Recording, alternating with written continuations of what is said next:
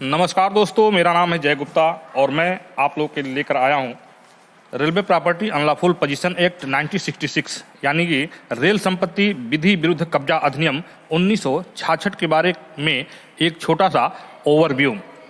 विगत वीडियो में हमने आरपीएफ अधिनियम 1957 के बारे में पढ़ा, उसके बाद से उससे रिलेटेड कुछ क्वेश्चंस, इंपॉर्टेंट क्वेश्चंस के बारे में भी पढ़ा।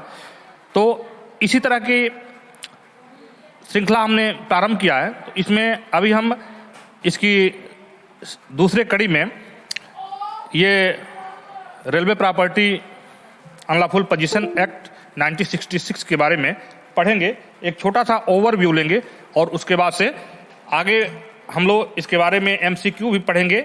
लेकिन सबसे पहले हम इसके बारे में रेलवे संपत्ति विधि विरुद्ध कब्जा अधिनियम के बारे में एक छोटा सा ओवरव्यू लेते हैं। तो सबसे पहले आपको बता देना चाहते हैं, इसका नाम रेलवे संपत्ति अवैध कब्जा अधिनियम 1966 है। अब इसके बारे में एक चीज और हम आपको बताना चाहते हैं, इस अधिनियम के लागू होने से पहले रेलवे स्टोर विधि विरुद्ध कब्जा अधिनियम 1955 के तहत जीआरपी और नागरिक पुलिस के द्वारा मामले का अन्वेषण व अभियोजन होता था। अगले स्लाइड में दिया है, इस अधिनियम के लागू होने से पहले रेलवे स्टोर विधि विरुद्ध कब्जा अधिनियम 1955 के तहत जीआरपी और नागरिक पुलिस के द्वारा मामलों का अन्वेषण व अभियोजन होता था।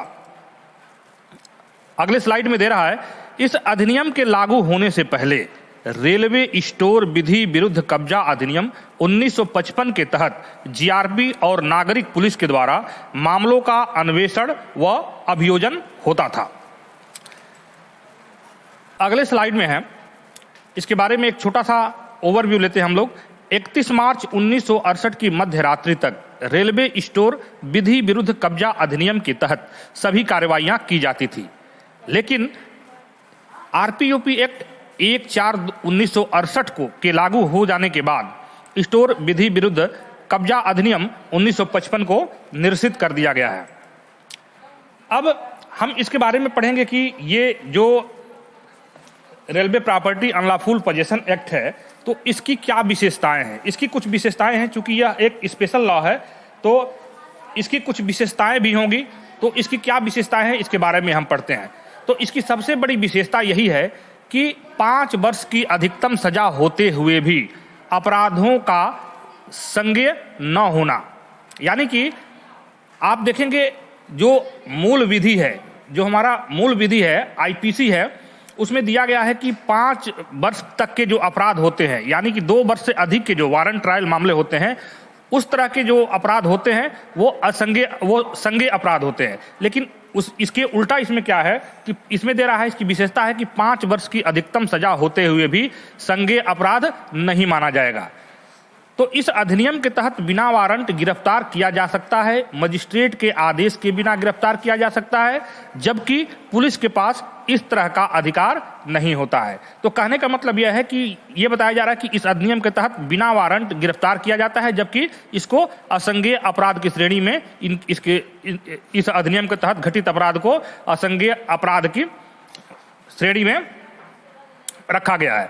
और इसमें दे रहा है कि अब इस अधिनियम के तहत बिना वारंट गिरफ्तार किया जा सकता है, मजिस्ट्रेट के आदेश के बिना गिरफ्तार किया जा सकता है, जबकि पुलिस के पास इस तरह का अधिकार नहीं होता है। जबकि हमारी जो पुलिस है, जो नागरिक पुलिस है या जो हमारी सिविल पुलिस है, इनके पास जो भी लॉ पावर है, तो उसमें संज्ञेय अपराधों के मामलों में ही बिना वारंट के गिरफ्तारी संभव है या उनमें गिरफ्तारी होती है। अब आगे जो इसमें दूसरी इसकी विशेषता है, विशेषता नहीं कहेंगे इसको, एक तरह का ये कहेंगे, इसका एक तरह की मतलब इसमें ये गुण है, आरपीयूपी अधिनियम के तहत कार्रवाई धारा 193 व 228 आईपीसी के तहत न्यायिक कार्रवाई मानी जाएगी। यानी कहने का मतलब है कि अगर ये एक स्पेशल लॉ है, इसको पावर्ड किया गया है, तो इसमें जो कार्रवाई होगी वो एक न्यायिक कार्रवाई के रूप में मानी जाएगी। तो वही कह रहा है कि आईपीसी की धारा 193 व 228 के तहत इसको न्यायिक कार्रवाई मानी जाएगी। अगले स्लाइड की तरफ चलते हैं। अगले स्लाइड में दे रहा है धारा 1। अब हम आते हैं कि धारा 1 के बारे में इसके पहले हम धारा को शुरू करते हैं, उसके पहले ये बता देना चाहते हैं कि जो ये वीडियो बनाया जा रहा है, इस वीडियो को बनाने का उद्देश्य यही है कि इसको सरल और सुगम तरीके से जो आम लोग हैं उनके पहुंच तक अपनी बातों को रखा जाए और बातों को समझ सके। क्योंकि कानून की भाषा थोड़ी सी क्लिष्ट होती है और सबके समझ के परे की बात होती है, इसलिए जो है इसको बहुत सुगम तरीके से बताया गया है। तो शुरू करते हैं। इसको ध्यान देंगे तो बहुत सारी चीजें, एक एक चीजें जो है इसमें समझ में आ जाएगी। तो सबसे पहले आपको मालूम है कि कोई भी अधिनियम होता है तो उसमें धारा 1 जो है नाम, विस्तार और लागू तिथि, उसका पहला जो धारा 1 होता है वो नाम, विस्तार और लागू तिथि के बारे में होता है। तो सबसे पहले इस धारा का नाम है आरपीयूपी अधिनियम 1966। इसका विस्तार संपूर्ण भारत पर लागू है। अब इसमें प्रश्न ये भी बन सकता है कि क्या आरपीयूपी एक्ट संपूर्ण भारत पे लागू है? तो इसमें आपका उत्तर है हाँ, ये संपूर्ण भारत पे लागू है। तो इसकी लागू तिथि है दिनांक 1/4/1968। अब इसमें देखिए प्रश्न इसमें बन सकते हैं। एक तो जो ये आरपीयूपी एक्ट 1966 अगर पूछ दिया कि आरपीयूपी एक्ट 1966 की लागू तिथि क्या है, तो इसकी दिनांक 1/4/1968 बताया जाएगा। अगर ये पूछता है कि आरपीयूपी एक्ट 1966 और संशोधित 2012 इसकी लागू तिथि कब है, तो इसका लागू तिथि है 15/8/2012। 15/8/2012। अगले स्लाइड पे चलते हैं। अगले स्लाइड में धारा 2 में दिया गया है परिभाषाओं के बारे में। तो परिभाषा में सबसे पहले धारा 2 का ए पढ़ते हैं। धारा 2 के ए में दिया गया है बल की परिभाषा। तो बल का मतलब है, इसका छोटा सा बता देना चाहते हैं इसके बारे में। तो ए है बल का अभिप्राय रेल सुरक्षा बल नियम 1957 के धारा 3 के अधीन गठित रेल सुरक्षा बल से है। यानी कि बल का मतलब रेल सुरक्षा बल से है जो अधिनियम 1957 की धारा 3 में जिसका गठन किया गया है। अगला है धारा 2 का बी। तो धारा 2 का बी है बल का सदस्य, यानी कि बल सदस्य।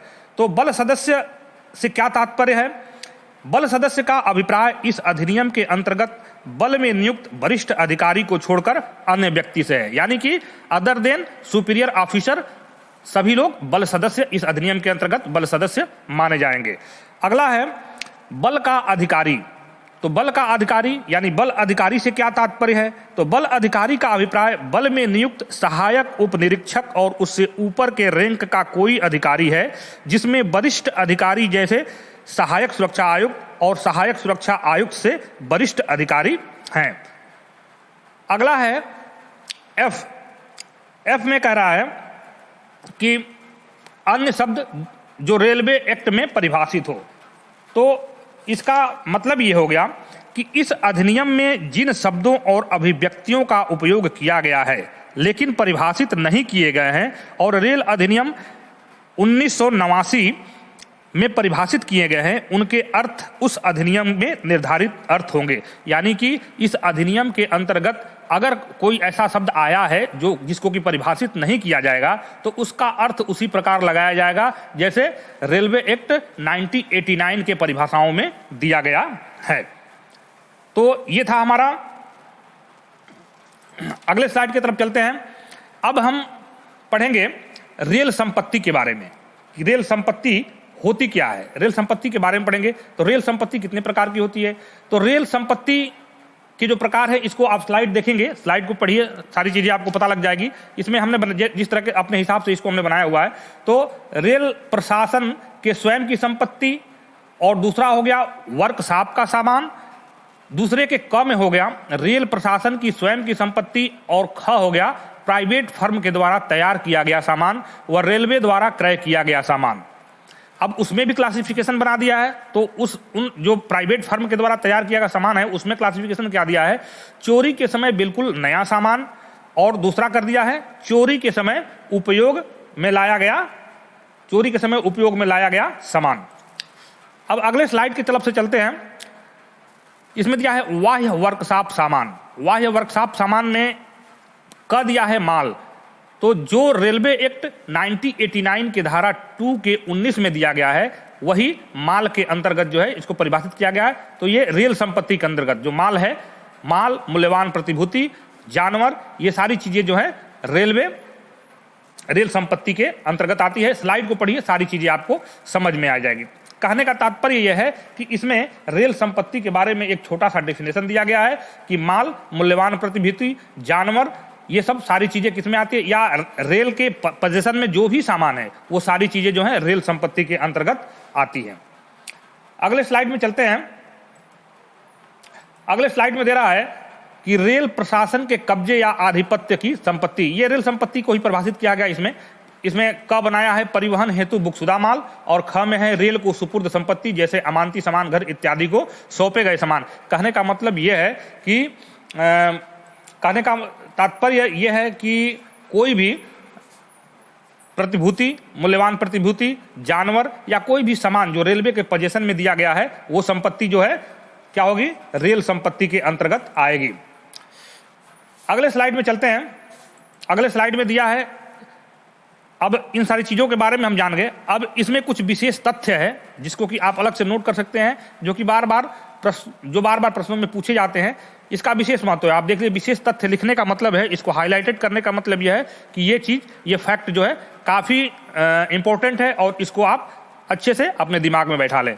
तो इसमें दिया है वर्ष 2012 में आरपीयूपी अधिनियम में पुनः संशोधन किया गया था। 2012 में आरपीयूपी अधिनियम में संशोधन किया गया था तथा धारा 3 में आईपीसी की धारा 368 अर्थात चोरी तथा धारा 403 यानी संपत्ति का बेईमानी से दुर्विनियोग को जोड़ा गया था। कहने का तात्पर्य है कि धारा 3 में, ये एक बीच में मैंने फैक्ट दिया हुआ है, इसको आप समझ लीजिए। आगे धारा 3 के बारे में भी हम लोग पढ़ेंगे। धारा 3 में 2012 में के समय जो संशोधन हुआ है उसमें धारा 3 में 378 आईपीसी की धारा और आईपीसी की धारा 403 को जोड़ा गया है। ये जो है, इसको, ये क्वेश्चन बहुत इंपॉर्टेंट है, इसको पढ़ लीजिए, मेरी तरफ से ये मोस्ट इंपॉर्टेंट है। आगे पढ़ते हैं। धारा 4, धारा 3, 4 के बारे में हम लोग पुनः पढ़ेंगे, लेकिन इनके बारे में ये दो चीजें जो फैक्ट हैं इसको आप कहीं लिख ले या अच्छे से इसको दिमाग में बैठा ले। धारा 4 में आईपीसी की धारा 107 और धारा 120A यानी आपराधिक षड्यंत्र को जोड़ा गया है।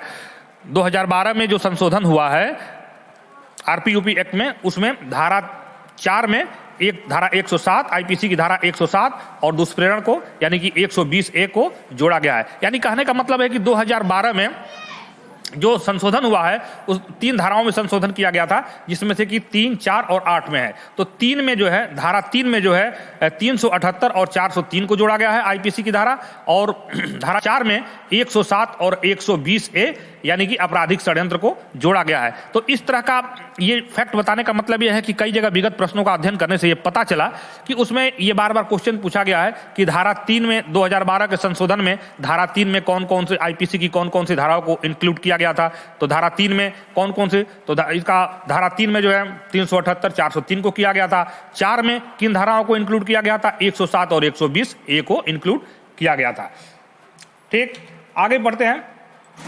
आगे की स्लाइड है धारा 3 के बारे में। जैसा कि हमने आपको बताया था धारा 3 के बारे में पढ़ेंगे। तो धारा 3 का हेडिंग दिया है रेल संपत्ति के अवैध कब्जे के लिए दंड। रेल संपत्ति अवैध कब्जे के लिए दंड।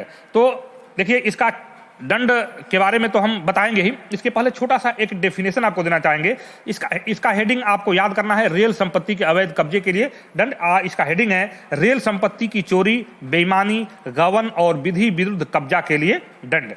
धारा 3 जो है दंडिक प्रक्रिया है। तो इसमें क्या कह रहा है कि बहुत, इसमें कई सारे पॉइंट, 2-3 पॉइंट दिए गए हैं जिसको कि मैंने शार्ट करके बनाया है, इसको देख लीजिए। तो इसमें दिया कि जो कोई रेल संपत्ति की चोरी या बेईमानी पूर्वक गबन करेगा या ऐसा किसी रेल संपत्ति के विधि विरुद्ध कब्जा किया हुआ पाया जाएगा, उसके विरुद्ध विधि विरुद्ध कब्जा साबित होगा, उसके विरुद्ध जो है धारा 3 की railway property unlawful possession act 1966 के धारा 3 के अंतर्गत कार्यवाही की जाएगी। तो कार्यवाही में इसमें दिया हुआ है कि प्रथम अपराध के लिए अधिकतम 5 वर्ष कैद या जुर्माना या दोनों, यानी पहली बार अपराध करते हुए पाए जाते हैं तो प्रथम अपराध के लिए अधिकतम 5 वर्ष का कैद और या जुर्माना या दोनों का दंड का प्रावधान है। अगर अगर पहले बार अपराध करते हैं तो उसमें न्यूनतम कितनी सजा है, तो न्यूनतम कम से कम 1 वर्ष की सजा है और 1000 रुपए का जुर्माना से दंडनीय होगा। ये धारा 3 के बारे में ऐसा बताया गया। आगे चलते हैं। धारा 3 में ही आपको दिया कि द्वितीय अपराध के लिए अधिकतम 5 वर्ष कैद और जुर्माना या दोनों, यानी दूसरी बार अपराध करते हैं या बार बार अपराध करते हैं तो उसको अधिकतम कितना 5 वर्ष कैद और जुर्माना या दोनों से दंडित किया जाएगा, तथा न्यूनतम 2 वर्ष कैद और जुर्माना जो 2,000 रुपये से कम का नहीं होगा। यानी कि पहली बार अपराध करते हैं तो आपको जो है 5 वर्ष, पहली बार अगर अपराध करते हैं तो उस पहली बार के अपराध के दौरान आपको अधिकतम 5 वर्ष का कैद या जुर्माना या दोनों से दंडित किया जाएगा, और न्यूनतम यानी कम से कम 1 वर्ष कैद और जुर्माना जो 1,000 रुपये से कम का नहीं होगा, ये कम से कम ये दंड आपको, कम से कम दंड ये आपका है। उसके बाद से अगले में चलते हैं। अब धारा 4 के बारे में पढ़ते हैं। धारा 4 का जो हेडिंग है, अपराधों में चश्मपोशी, मौनोनुकूलता, दुष्प्रेरण के लिए दंड। अपराधों में चश्मपोशी, मौनोनुकूलता, दुष्प्रेरण के शब्द, थोड़ा सा ये शब्द काफी क्लिष्ट हैं, तो जैसे बताया गया कि ये जो क्लिष्ट शब्द हैं इनके बारे में हमको जानकारी होनी चाहिए कि मौनोनुकूलता क्या होता है, चश्मपोशी क्या होता है। तो इन सब चीजों के बारे में थोड़ा सा डिफाइन करेंगे तो इसको आप ऐसे पढ़ सकते हैं कि दुष्प्रेरण, षड्यंत्र या अपराध को छिपाने पर दंड। इसका शुद्ध अगर हिंदी में कहेंगे आप, अगर शुद्ध अगर भाषा में अगर इसको आप समझना चाहें तो इसका मतलब है कि दुष्प्रेरण, षड्यंत्र या अपराध को छिपाने पर आपको क्या दंड दिया जाएगा। मनोनुकूलता माने छिपाना, किसी चीज को छुपाना यानी किसी चीज का लोप करना। तो इसमें दिया हुआ है, इसके बारे में छोटा सा आपको डेफिनेशन दे दें। जो कोई दुष्प्रेरण करता है या इस अधिनियम के अधीन दंडनीय किसी अपराध के किए जाने के लिए षड्यंत्र करता है, वो दुष्प्रेरण, षड्यंत्र या अपराध को छिपाने के दंड यानी कि रेलवे संपत्ति विधि विरुद्ध कब्जा अधिनियम 4 के अंतर्गत दंडित होगा। तो इस परिस्थिति में अगर अब दुष्प्रेरण, षड्यंत्र या अपराध को छिपाने का अगर जुर्म करता है तो धारा 4 के अंतर्गत 5 वर्ष कैद और जुर्माना या दोनों दंड से दंडित किया जाएगा। अगला स्लाइड है, अगला प्रश्न है धारा 5। धारा 5 कह रहा है कि इस अधिनियम के अधीन अपराध संज्ञेय नहीं है। इस अधिनियम के तहत अपराध का संज्ञेय न होना। तो देखिए ये एक स्पेशल, पहले बता दिया, ये एक स्पेशल रूल है, ये एक स्पेशल अधिनियम है जो कि सीआरपीसी के धारा 41 से इसको बनाया गया है, स्पेशल लॉ। तो स्पेशल लॉ कभी भी जो है फंडामेंटल लॉ को ओवर रूल करता है। तो इसका ये है कि अधिनियम के तहत अपराध का संज्ञेय न होना। इस अपराध की विशेषता भी यह है कि इसमें अधिकतम सजा 5 साल है, तो 5 साल का होते हुए भी अपराध जो इसमें संज्ञेय नहीं है, असंज्ञेय अपराध है। इसमें किए गए अपराध संज्ञेय है। तो इसमें इतना ही याद करने की जरूरत है कि इस अधिनियम के तहत अपराध का संज्ञेय न होना। अगले स्लाइड की तरफ चढ़ते हैं। अगला स्लाइड है धारा 6। धारा 6 कह रहा है कि बिना वारंट गिरफ्तार करने का अधिकार, यानी कि बिना वारंट गिरफ्तार करने का अधिकार, तो या शक्ति, अधिकार कर सकते हैं या शक्ति कर सकते हैं। तो देखिए धारा 6 जो है, धारा 6 में बहुत सारे पॉइंट है, बताने लगेंगे तो काफी टाइम लगेगा, लेकिन आपको बस इतना ही याद करना है परीक्षा के नजरिए से, इसको बिना वारंट गिरफ्तार करने का अधिकार, धारा 6 के अंतर्गत जो हमको बिना वारंट गिरफ्तार करने का अधिकार है। तो इसमें थोड़ा सा आपको इसके बारे में ब्रीफ कर देंगे। बल का कोई वरिष्ठ अधिकारी या सदस्य मजिस्ट्रेट द्वारा आदेश के बिना या वारंट के बिना किसी व्यक्ति को जो इस अधिनियम के अधीन दंडनीय अपराध से संबंधित हो या जिसके विरुद्ध इस प्रकार संलिप्त होने का उचित संदेह हो, गिरफ्तार कर सकता है। यानी कि इस धारा के अंतर्गत यदि कोई व्यक्ति उसके दंडनीय अपराध से संबंधित हो या उसके विरुद्ध इस तरह के अपराध में संलिप्त होने का उचित संदेह है, उसको बिना वारंट के गिरफ्तार किया जा सकता है। अगले स्लाइड में है धारा 8 में। धारा 8 कह रहा है कि गिरफ्तार किए गए व्यक्तियों के विरुद्ध जांच कैसे की जाएगी। देखिए ये जो आपको इस वीडियो के माध्यम से मैं बता रहा हूं, तो हमारा इसमें बताने का मतलब यही है कि शॉर्ट से शॉर्ट आपको और सरल शब्दों में बताया जाए ताकि चीजों को आप समझ पाए। और ये इसका मतलब क्या हुआ, जैसे हमने अगर रट्टा वाले प्रक्रिया से पढ़ रहे हैं, धारा 8 ये है गिरफ्तार किए गए व्यक्तियों के विरुद्ध जांच कैसे की जाएगी, तो अगर हम पढ़ लिए इसके बारे में समझ नहीं पाएंगे तो उसका कोई मतलब नहीं हुआ और ये चीजें जो है देर तक टिकाऊ नहीं रहेंगी। अगर चीजों को समझ जाएंगे तो वो चीज देर तक टिकाऊ रहेगी।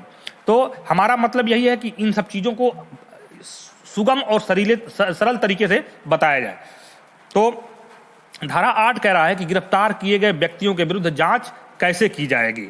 तो इसके बारे में जल्दी बता देते हैं आपको। कुछ चीजें हैं, मैं बहुत डिफाइन नहीं करूंगा। अगर बहुत आपको अगर देखना हो इसके बारे में बहुत अंदर तक जाना है तो आप किताब को देखें, बहुत सारी किताबें हैं मार्केट में, या बहुत सारे सोशल मीडिया प्लेटफॉर्म पे बहुत सारे लेक्चर्स आपको मिल जाएंगे इसके बारे में बहुत अंदर तक। मेरा ये पढ़ाने का मतलब यह है कि एग्जाम आप व्यू से चीज़ों के बारे में कम समय में चीज़ों के बारे में बताया जाए, समझाया जाए, या उसके बारे में चर्चा किया जाए। तो धारा 8 के बारे में हम पढ़ते हैं।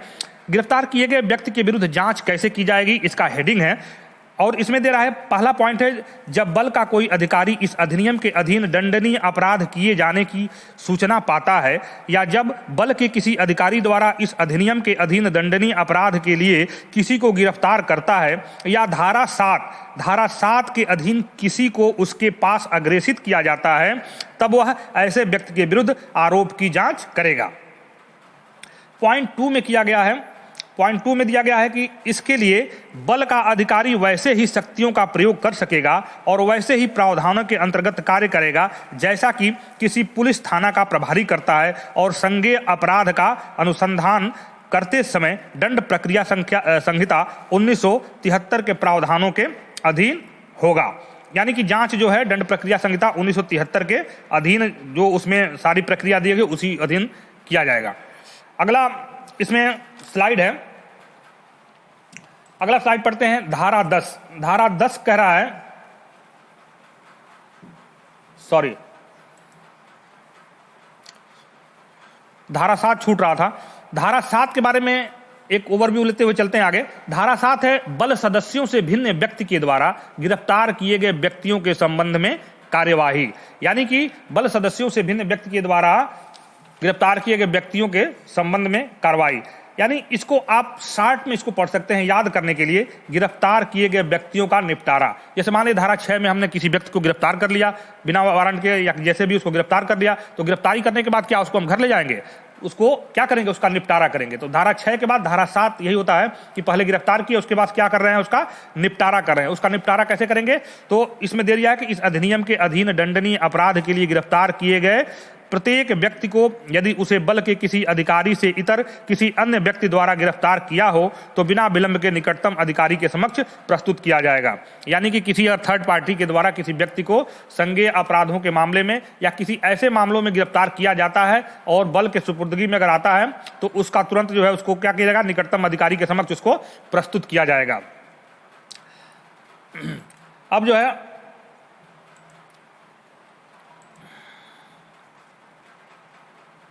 धारा 9 है। धारा 9 कह रहा है कि साक्ष्य देने और दस्तावेज पेश करने के लिए व्यक्तियों को बुलाने का अधिकार। तो इसमें दे रहा है कि साक्ष्य देने के लिए और दस्तावेज प्रस्तुत करने के लिए व्यक्तियों को सम्मानित करने की शक्ति, यानी व्यक्तियों को बुलाने का अधिकार। तो इसमें भी कुछ पॉइंट दिए हुए हैं, उसको मैं मेन पॉइंट को थोड़ा सा हाईलाइट कर दे रहा हूं, इसको आप देख लीजिएगा। किसी जांच में बल का कोई अधिकारी जो इस अधिनियम के किसी उद्देश्य से ऐसी जांच कर रहा हो, किसी व्यक्ति को जिसकी उपस्थिति कोई दस्तावेज या कोई अन्य वस्तु देने या प्रस्तुत करने के लिए वह आवश्यक समझता है, सम्मन करने की शक्ति है। कुल मिला जुलाकर जिसके विरुद्ध जांच किया जा रहा है या जिसके विरुद्ध जो परिवाद है उसकी जांच किया जा रहा है, तो उसको कभी भी किसी भी समय सम्मन करके वो दस्तावेज को पेश करने के लिए या साक्ष्य प्रस्तुत करने के लिए बुलाया जा सकता है। उसको अधिकारी के द्वारा, बल के अधिकारी द्वारा बुलाया जा सकता है। दूसरा कह रहा है कि यह सम्मन बुलाए गए व्यक्ति के नियंत्रणाधीन सभी दस्तावेज और वस्तुओं को प्रस्तुत करने के लिए अथवा किसी खास विवरण वाले दस्तावेज और वस्तुओं को प्रस्तुत करने के लिए हो सकता है। यानी किसी प्रकार के दस्तावेज जो इस मामले से संबंधित हो, जांच वाले मामले से संबंधित हो, उसको प्रस्तुत करने के लिए बुलाया जा सकता है। इस प्रकार सम्मन किए गए सभी व्यक्तिगत तौर पर या ऐसे अधिकारी के निर्देश के अनुसार प्राधिकृत एजेंट के माध्यम से उपस्थित होने के लिए बाध्य होंगे। यानी आपको अगर सम्मन जाता है, जैसे जो न्यायिक प्रक्रिया है कि न्यायालय के द्वारा अगर सम्मन भेजा जाता है तो आपको न्यायालय में उपस्थित होकर अपना पक्ष रखा जाता है या अपना ये किया जाता है। तो तीसरा में दिया। चौथा कह रहा है, चौथा इंपॉर्टेंट है, इसको देख लीजिएगा। तो चौथा कह रहा है कि धारा 9 के पॉइंट 4 में कह रहा है कि यह जो है भारतीय दंड संहिता की धारा 193, 228 के अर्थों में न्यायिक कार्रवाई समझी जाएगी। तो इसको जो है उपयुक्त जांच भारतीय दंड संहिता की धारा 193 और 228 के अर्थों में न्यायिक कार्रवाई समझी जाएगी, यानी कि इसको एक न्यायिक कार्रवाई के रूप में मान्यता प्राप्त है। अब आते हैं धारा 10 पे। धारा 10 कह रहा है कि तलाशी वारंट का जारी किया जाना। तो तलाशी वारंट का जारी किया जाना, इसके बारे में एक छोटा सा बता देते हैं आपको।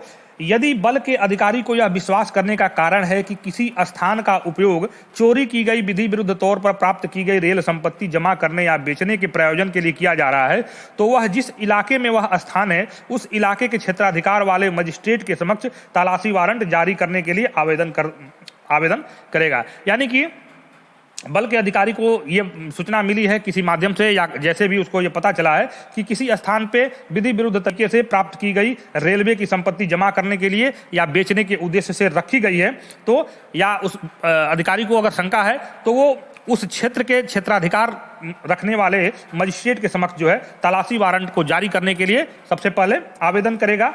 उसके बाद से दूसरे पॉइंट में कह रहा है कि जिस मजिस्ट्रेट को उपधारा 1 के अधीन आवेदन किया गया है वह जैसी जांच उचित समझे वैसी जांच के उपरांत अपने वारंट के जरिए बल के किसी अधिकारी को क्या है ऐसे स्थान पर अपेक्षित सहायता के साथ प्रवेश करने, वारंट में निर्धारित विधि से उसकी तलाशी लेने, उसमें वहां पाई गई रेल संपत्ति जिसे आवश्यक तौर पर चुराई या विधि विरुद्ध तौर पर प्राप्त की गई है होने का संदेह है, कब्जे में लेने।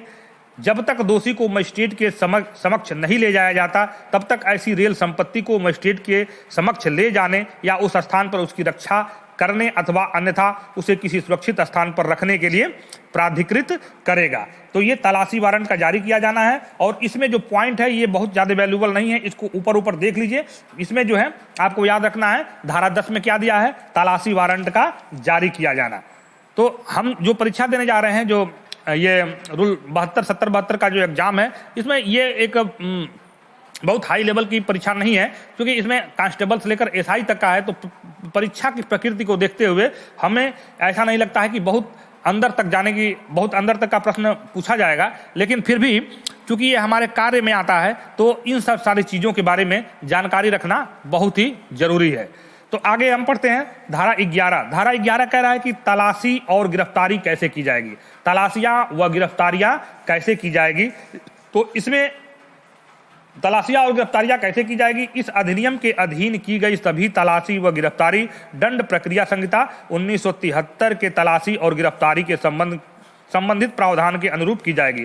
कहने का मतलब यह है कि दंड प्रक्रिया संहिता है 1973, उसके धारा 51 में और धारा 41 के अंतर्गत जो तलाशी और गिरफ्तारी की जो प्रक्रिया अपनाई जाती है उन्हीं को फॉलो करते हुए तलाशियां और गिरफ्तारियां की जाएगी। अगला है कि धारा 12 कह रहा है, धारा 12 कह रहा है कौन अधिकारी सहायता करेंगे, यानी अधिकारियों से सहायता की अपेक्षा। तो इसमें दिया है सभी सरकारी अधिकारी और गांव के अधिकारी जो एतद द्वारा बल के वरीय अधिकारियों और सदस्यों को सहायता करने की शक्ति प्रदत्त की गई है और उनसे यह अपेक्षा है। यानी कि ग्राम अधिकारी हो गए और जो भी संबंधित अधिकारी हैं उनसे सहायता की अपेक्षा की गई। इस अधिनियम के अंतर्गत अगर सहायता मांगा जाता है संबंधित जैसे उस क्षेत्राधिकार वाले पुलिस थाने से हो गया, लोकल पुलिस से, या ग्राम प्रधान से हो गया, या किसी अन्य व्यक्ति के द्वारा जो सहायता करने में सक्षम है उस व्यक्ति से सहायता की अपेक्षा की जाती है और मांग करने पर सहायता देना उनका कानूनी कर्तव्य है। अगला है धारा 13। धारा 13 में कह रहा है कि इस अधिनियम के विरुद्ध अपराधों में प्रयुक्त यानों यानी वाहनों इत्यादि के समापहरण यानी जब्ती का आदेश देने की न्यायालय की शक्ति। तो कहने का सार यह है कि इस अधिनियम के अंतर्गत यदि अपराध में प्रयुक्त कोई वाहन अथवा कोई अन्य चीज जो अपराध के समय जिसका प्रयोग किया गया है तो उसको जो है जब्ती करने की यानी समापहरण करने यानी जब्ती करने का आदेश न्यायालय की शक्ति है, उसका समर्पण करने की जब्ती करने का आदेश न्यायालय के द्वारा दिया जा सकता है। तो अगला है धारा 14। धारा 14 कह रहा है इस अधिनियम का अन्य कानूनों पर अध्यारोही यानी अन्य कानूनों के ऊपर होना। पहले ही बता दिए हैं कि यह एक स्पेशल लॉ है जो आरपीएफ को इंपावर्ड करती है, आरपीएफ को जो कि एक स्पेशलाइज्ड पावर देती है। तो धारा 14 में यही कह रहा है कि यह अन्य कानूनों पर अध्यारोही यानी अन्य कानूनों पर ऊपर होगा। तो जो हमारा आईपीसी की धारा 41 है जिसमें विशेष विधि के बारे में बताया गया है, यानी विशेष स्पेशल लॉ के बारे में बताया गया है, उसी के अंतर्गत ये बनाया गया है। तो कभी भी जो स्पेशल लॉ होता है वो फंडामेंटल लॉ के ऊपर ओवर राइट करता है, यानी कि उसके ऊपर जो है वो अध्यारोही होता है, उसके ऊपर जो है ओवर राइट करता है। तो यही कह रहा है इस धारा में इस अधिनियम के उपबंध किसी अन्य समय लागू विधि में उनके असंगत किसी बात के होते हुए भी प्रभावी होंगे। जैसे असंगत किसी बात के होते हुए एक उदाहरण के लिए आप ले सकते हैं कि इनमें जो है 5 साल की सजा होते हुए भी इसको असंज्ञेय बनाया गया है, तो जबकि जो हमारा ये दंड प्रक्रिया संहिता है इसमें जो है 5 साल तक के सजा वाले अपराधों को संज्ञेय अपराध की श्रेणी में रखा गया है। तो वही कह रहा है कि इस अधिनियम के उपबंध किसी अन्य समय लागू विधि में उनसे असंगत किसी बात के होते हुए भी प्रभावी होंगे। तो ये आपके लिए एक उदाहरण हो सकता है कि ये स्पेशल लॉ जो है कैसे उसको ओवरराइड कर रहा है। आगे चलते हैं। 15 कह रहा है, धारा 15 कह रहा है, इस अधिनियम के जो कानून जम्मू कश्मीर में प्रचलित नहीं है उनके प्रति निर्देशों का अर्थ लगाना। तो इसका मतलब ये हो गया कि जो विधियां जम्मू कश्मीर में लागू नहीं है उसके प्रति निर्देशों का अर्थान्वयन। तो इसका एक छोटा सा हम इसके बारे में चर्चा करते हैं। इस अधिनियम में किसी विधि के प्रति जो जम्मू कश्मीर राज्य में लागू नहीं है किसी निर्देश का अर्थ उस राज्य के संबंध में यह लगाया जाएगा कि वह उस राज्य में लागू किसी उस स्थानीय विधि के प्रति कोई निर्देश है।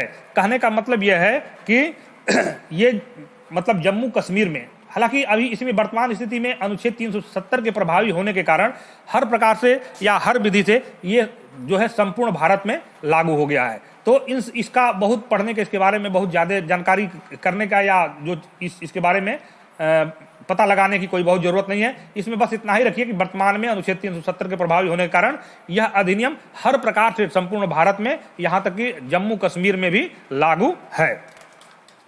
आगे है धारा 16। तो धारा 16 क्या है?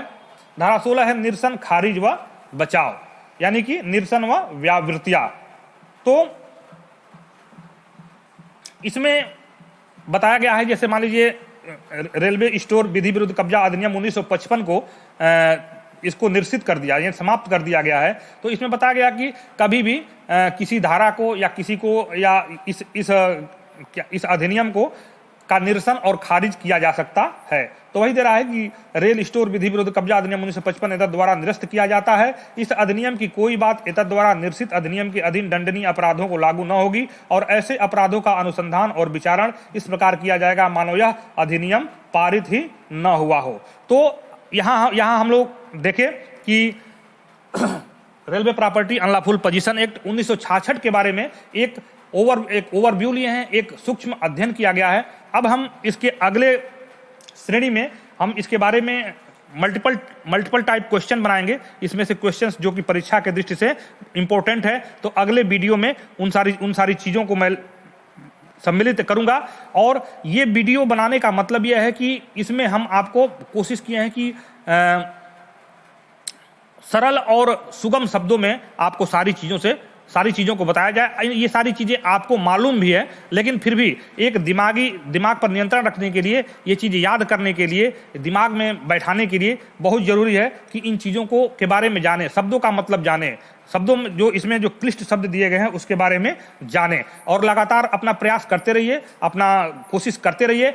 मैं सभी जो भी इस डीपीसी एग्जाम से संबंधित जो भी चीज़ें हैं सारी चीज़ों को कवर करने की कोशिश कर रहा हूं। जो चीज़ें समय समय पर मेरे समझ में आएंगी उन सारी चीज़ों को मैं कवर करता रहूंगा। मेरा भी ये एक रिवीजन हो रहा है, मैं भी खुद रिवीजन कर रहा हूं, क्योंकि आपके बताने से हमारा खुद रिवीजन हो रहा है। और ये सारी चीज़ें मैं किताब की सहायता लेकर मैं भले ही पढ़ा रहा हूं, लेकिन कोशिश कर रहा हूं अधिक से अधिक चीज़ें जो हैं मैं ऐसे बोल के अपने प्रेजेंट ऑफ माइंड के द्वारा मैं आपको बता रहा हूं। तो मेरा मकसद यही है कि हमें ये सारी चीज़ें हमारे दिमाग में भी रिवीजन होती रहे। तो कहीं अगर प्रोनाउंसिएशन में अगर गलत होता है, शब्दों के उच्चारण में कहीं गलती होती है, तो उसके लिए क्षमा करिएगा, क्योंकि मैं कोई प्रोफेशनल इस तरह के वीडियो बनाने का प्रोफेशनल नहीं हूं।